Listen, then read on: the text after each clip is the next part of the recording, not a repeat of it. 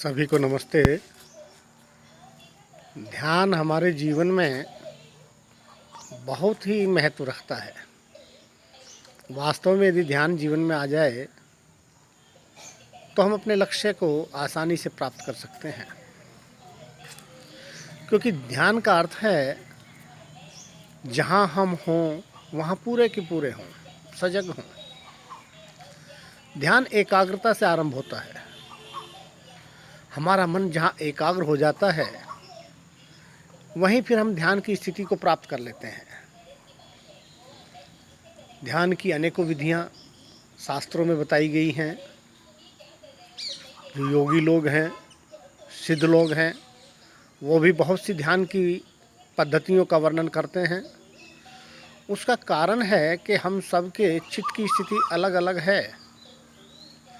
जिसके चित्त की जैसी स्थिति है, यदि वो उसी के अनुरूप ध्यान विधि को अपनाए तो उत्तरोत्तर उन्नति को प्राप्त कर सकता है। महर्षि पतंजलि ने भी ध्यान की कई विधियां योग सूत्र में बताई हैं, लेकिन एक स्थान पर पतंजलि साधक के ऊपर छोड़ देते हैं और कहते हैं कि जो भी आपका अभिमत है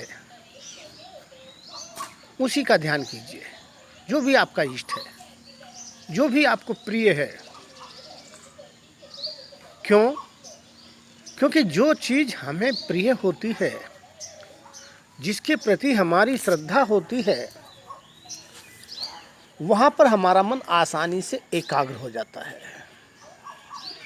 आपने स्वयं भी देखा होगा कि जब आप कोई रुचिकर कहानी या उपन्यास पढ़ रहे हैं तो आप इतने एकाग्र हो जाते हैं कि यदि बराबर से ट्रेन भी गुजर जाए तो हमें उसका ज्ञान नहीं होता, क्योंकि मन उस विषय में इतना एकाग्र हो गया है, फिर कोई दूसरा विषय बीच में आता ही नहीं है। हमारी सारी इंद्रियां जब एक ही विषय पर सक्रिय हो जाती हैं तो वही स्थिति ध्यान की कहलाती है। प्रिय विषय में हमारा मन कैसे आसानी से एकाग्र हो सकता है, इसके लिए मैंने एक कहानी एक पुस्तक में पढ़ी, योग की पुस्तक में। वो मैं यहाँ पर रखना चाहूँगा कि एक जो सामान्य व्यक्ति था, आध्यात्मिक व्यक्ति था, उसके मन में भी आया कि मैं भी कौन हूँ ये जानूँ। किसी ने बताया कि भी फलाने आश्रम में चले जाइए, वहाँ पर एक गुरुजी ध्यान की विधि बताते हैं जिससे आत्मस्वरूपावस्थिति को प्राप्त किया जा सकता है। वो व्यक्ति वहाँ पर पहुँचा और वहाँ पहुँचकर उसने गुरुजी से आग्रह किया कि गुरुजी मुझे पता चला है आप ध्यान सिखाते हैं, और कोई ध्यान की विधि मुझे भी बताइए जिससे मैं आत्मकल्याण की स्थिति को प्राप्त कर सकूं। अब गुरुजी ने उनको कोई मंत्र बताया, भाई आप मंत्र जाप कीजिए या किसी अपने इष्ट देव का ध्यान कीजिए, या बहुत सी अनेकों विधियां उन्होंने उनके साथ में चर्चा की। लेकिन उस व्यक्ति ने असमर्थता व्यक्त की और कहा कि महाराज मैं तो ज़्यादा पढ़ा लिखा नहीं हूँ, इन चीज़ों का चिंतन मनन मैं नहीं कर पाता, मुझे कोई आसान सा उपाय बताइए। महाराज जी आसान उपाय बताते चले गए और वो अपनी असमर्थता दिखाते चले गए। तो महाराज जी ने कहा कि भाई आप अपने माता पिता का ध्यान कीजिए, क्योंकि माता पिता तो सभी को प्रिय होते हैं। लेकिन उन्होंने कहा उस व्यक्ति ने कि गुरुजी माता तो मैंने देखी ही नहीं, जन्म के समय ही मेरी माता का देहांत हो गया था, और उसी घटना से पिता इतने क्रुद्ध हैं बचपन से ही मुझसे कि बड़े डांटते डपटते रहते हैं, और उनका ध्यान करने से चित्त तो क्या शांत होगा, मैं तो उनका याद आते ही पीपल के पत्ते की तरह कांपने लगता हूँ, तो मुझे कोई और आसान उपाय बताइए। अब गुरुजी ने सोचा कि भाई जो भी इसको प्रिय है वही इसका मन आसानी से शांत हो सकता है। उन्होंने पूछा संसार में आपको सबसे प्रिय क्या है ये बताइए। तो ग्रामीण व्यक्ति था, उसने बताया कि गुरुजी मुझे तो मेरी भैंस बहुत ज़्यादा प्यारी लगती है, मैं उसका दूध पीता हूँ और उसकी बड़ी टहल करता हूँ, बड़ी सेवा करता हूँ, नहलाता धुलाता हूँ, उसको चारा देता हूँ, दाना पानी देता हूँ, और वो इतनी तंदुरुस्त है, उसके शरीर से चमक मारती है। दिन में 2-4 बार जब तक मैं उसके ऊपर हाथ नहीं फिरा लेता तब तक मुझे शांति नहीं मिलती। तो गुरुजी ने कहा कि ठीक है भाई, आप जाइए और उसी का, अपनी प्रिय भैंस का ही ध्यान कीजिए। उसके पैर के खुर से लेकर उसके सींग तक, उसके मुख से लेकर उसकी पूंछ तक, उसके प्रत्येक अंग का ध्यान कीजिए। अब उसकी प्रिय भैंस थी, तो जब उसका चिंतन करने लगा तो मन धीरे धीरे उसमें एकाग्र हो गया, और इतना एकाग्र हुआ कि समय का भी ध्यान नहीं रहा। आपने देखा होगा ना, कई बार जब हमारा मन किसी चीज़ में लग जाता है और हमें कोई टाइम बताता, भाई इतना समय आपको हो गया, तो हम अचानक कहते हैं अरे इतना समय हो गया। तो ध्यान, हमें समय का भी नहीं रहता। यही ध्यान की अवस्था है। वो ध्यानस्थ हो गया उसमें, और कमरे में बैठे हुए 3 दिन हो गए उसको उसका ध्यान करते हुए। तो अब गुरुजी ने कहा कि भाई 3 दिन आपको बैठे हुए हो गए हैं, आइए बाहर भोजन तो कर लीजिए। अब जब ध्यान की प्रकाष्ठा हो जाती है, वहाँ साधक का स्वरूप शून्य हो जाता है। जो संप्रज्ञात समाधि की प्रारंभिक स्थिति है, तदेवार्थ मात्र निर्भासम स्वरूप शून्यमेव समाधि, पतंजलि कहते हैं ये समाधि की अवस्था है। वो समाधिस्थ हो गए थे उसमें। वहाँ साधक को अपने स्वरूप का ज्ञान नहीं होता, वो केवल वहाँ विषय ही बना रहता है। तो उन्होंने कहा कि गुरुजी मैं बाहर कैसे आऊँ, मेरे तो सींग बहुत बड़े बड़े हो गए हैं और शरीर बहुत बड़ा है, दरवाज़ा छोटा है। अब मन ठहर गया था एक जगह, और मैंने कई बार आप लोगों के साथ में चर्चा की है कि ठहरा हुआ मन समग्र हो जाता है, दृष्टि में समग्रता आ जाती है, ग्रहण करने की क्षमता बढ़ जाती है। अब मन तुरंत ग्रहण कर लेता है। थोड़ी सी यदि कोई उस समय डायरेक्शन चेंज करे, थोड़ा सा कोई उपदेश करे, तो मन उसको आसानी से ग्रहण कर लेता है। तब गुरुजी ने उनको उपदेश दिया कि भाई ये तो आपका स्थूल शरीर है, आप तो आत्म तत्व हैं, आप तो चेतन तत्व हैं, आप तो सूक्ष्म तत्व हैं। और तुरंत उस व्यक्ति को वहाँ आत्म तत्व का ज्ञान प्राप्त हो गया।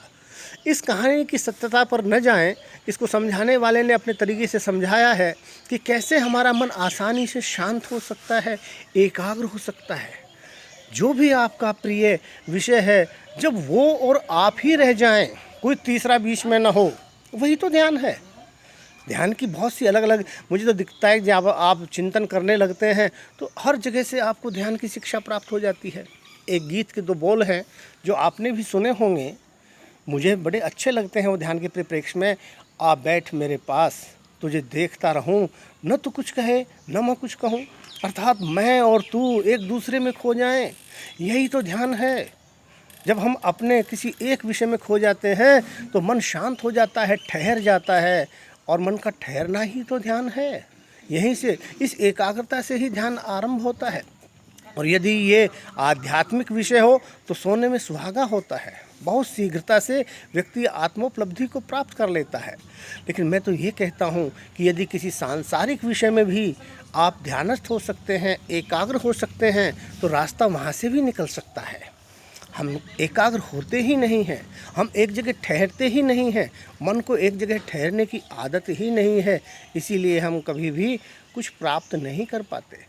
हम सब कहते हैं कि मैं अपनी पत्नी से प्रेम करता हूँ, अपने पत्नियाँ कहती हैं मैं अपने पति से प्रेम करती हूँ, माँ बाप कहते हैं हम संतान से प्रेम करते हैं। लेकिन यदि चिंतन करके देखें तो हम कहीं भी एकाग्र नहीं हैं। क्यों नहीं है? क्योंकि हम उनकी तुलना दूसरों के साथ में करते रहते हैं। कहीं हम रूप को लेकर, कहीं हम व्यवहार को लेकर, कहीं हम दूसरे संसाधनों को लेकर, हम दूसरी बातों को लेकर सदैव एक तीसरा हमारे बीच में बना रहता है, जिससे हम उनकी तुलना करते रहते हैं। ये एकाग्रता नहीं है। मेरा व्यक्ति जैसा है वो मेरा है, मैं उसमें एकाग्र क्यों नहीं हो पाता, मैं उसमें संतुष्ट क्यों नहीं हो पाता? और यदि वहाँ मैं उसमें एकाग्र हो जाता हूँ तो रास्ता वहीं से निकल जाता है। और ये केवल कोई कहने की बातें नहीं हैं। मैं 3 उदाहरण आपको इतिहास से रखता हूँ, उससे आपको पता चल जाएगा कि कैसे इस सांसारिक विषयों में एकाग्र मन को भी जब सही दिशा मिल जाती है, थोड़ी सी डायरेक्शन चेंज हो जाती है, तो वो आत्मोपलब्धि को प्राप्त हो जाते हैं। सबसे पहला उदाहरण मैं स्वामी तुलसीदास जी का आपके सामने रखूँगा। गोस्वामी तुलसीदास जी का, वो किस में एकाग्र थे? अपनी पत्नी में एकाग्र थे। बहुत सुंदर पत्नी मिली तो हर वक्त पत्नी का ही चिंतन चलता रहता। पौरोहित्य कर्म करते थे, किसी यजमान के यहाँ यज्ञ करने भी गए तो निरंतर पत्नी के चिंतन में खोए रहते और वहाँ से यज्ञ का कार्य अति शीघ्र निपटाकर तुरंत घर भाग लेते। एक दिन जब सायंकाल घर पहुँचे रात्रि हो चुकी थी तो पता चला कि पत्नी तो मायके चली गई पीछे। अब उस व्यक्ति की एकाग्रता के लक्षण देखिए आप। यदि वो व्यक्ति एकाग्र न होता तो रात्रि के ऊपर उसका ध्यान जाता, लेकिन उसका मन तो एक जगह ठहर गया था। उसको रात दिखाई ही नहीं दी, उसको तो केवल पत्नी ही दिखाई दे रही है। यही एकाग्रता का लक्षण है। और वो रात में ही अपने घर से चल देता है ससुराल के लिए, पत्नी से मिलने के लिए। और कई चीज़ें आपने पढ़ी होंगी कि नदी में सब बहता आ रहा था, उसके ऊपर उसको नाव समझकर बैठकर पार हो गए। तो आपने देखा ये भी उसकी एकाग्रता का लक्षण है। हम सबकी पत्नियां रोज़ डांटती हैं, लेकिन फिर भी हमारे में कोई परिवर्तन नहीं होता। लेकिन उसका मन ठहर गया था। अब उस ठहरे हुए मन ने जैसी ही पत्नी की थोड़ी सी डांट सुनी तो उसको तुरंत ग्रहण कर लिया। उनकी पत्नी ने कहा कि जितना ध्यान मेरा है इतना राम का किया होता तो कल्याण हो जाता। आह, मन ने बात तुरंत ग्रहण कर ली, पकड़ ली, क्या कह रही है ये। और उसी से वहीं से जीवन बदल गया। संत गोस्वामी तुलसीदास हो गए। दूसरा व्यक्ति तो इससे भी निकृष्ट काम में एकाग्र था। पत्नी में एकाग्र होना तो फिर भी ठीक है, लेकिन डाकू रत्नाकर का नाम आपने सुना होगा। वो लूटपाट में एकाग्र थे। उनकी भी एकाग्रता के लक्षण हैं। जब उन्हें वो ऋषि आए जिनको उन्होंने लूटना चाहा और उन ऋषियों ने उपदेश किया कि भाई ये कर्म जो आप कर रहे हैं इसमें कौन कौन भागीदार हैं, तो अपने घर जाकर पूछ कर तो आइए। अब जैसा मैंने कहा था कि एकाग्रता से, ध्यान से दृष्टि में समग्रता आ जाती है। हर बिंदु के ऊपर हमारा ध्यान जाता है। तो उसका ध्यान गया कि कहीं मुझे बेवकूफ़ तो नहीं बना रहे, मैं घर की ओर जाऊं और ये यहाँ से निकल लें। तो उसने कहा नहीं, मैं आपको रस्सी से बांधूंगा। ये व्यक्ति की एकाग्रता का लक्षण है। और ये एकाग्र, जहाँ व्यक्ति एक जगह ठहर गया तभी ये दृष्टि में आपकी आता है। और जब वहाँ से वो लौट कर आया घर से और पता चला कि मैं करने वाला हूँ तो मैं ही भागीदार हूँ, अब इस ठहरे हुए मन को उन ऋषियों ने थोड़ा सा उपदेश दिया तो महर्षि हो गए। तीसरा व्यक्ति तो इससे भी निकृष्ट काम में एकाग्र था। अंगुलीमाल का नाम आपने सुना होगा। वो हत्या में एकाग्र था। 1000 हत्याएं करनी है ये लक्ष्य बना लिया और जंगल में ही रहने लगा। पढ़ा लिखा नहीं था, व्यक्तियों को मारता, उनकी उंगलियां काट कर गले में डाल लेता। तो व्यक्ति असली नाम भूल गए, अंगुलीमाल ही नाम पड़ गया। अब वो जंगल में रहता, विकट उसका रूप हो गया।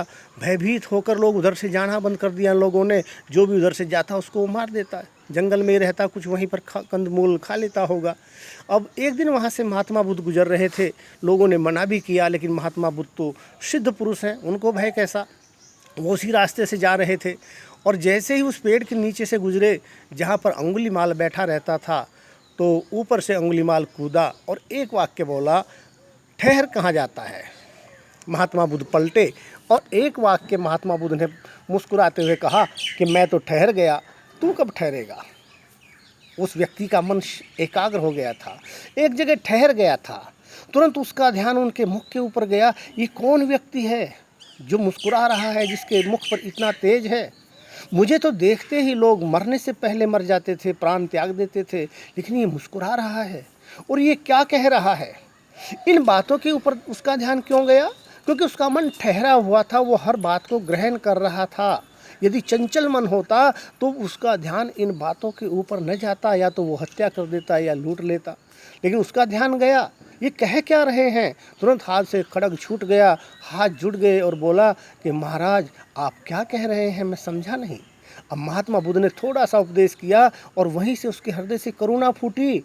आगे चलकर बहुत बड़ा संत हुआ। तो ये मैंने 3 उदाहरण आपके सामने रखे। ये कहाँ एकाग्र थे?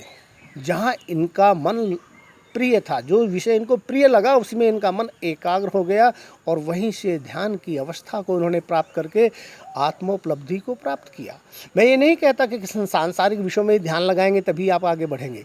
यदि अध्यात्म में भी आपका कोई इष्ट है, आपका कोई प्रिय है, कोई देवी है, कोई देवता है, कोई मंत्र है, कोई विधि है, उसमें आपकी श्रद्धा है, जहाँ भी आपकी श्रद्धा है, श्रद्धा बहुत महत्वपूर्ण है। उपनिषद भी कहते हैं श्रद्धावान लभते ज्ञानम, श्रद्धा से ही प्राप्ति होती है।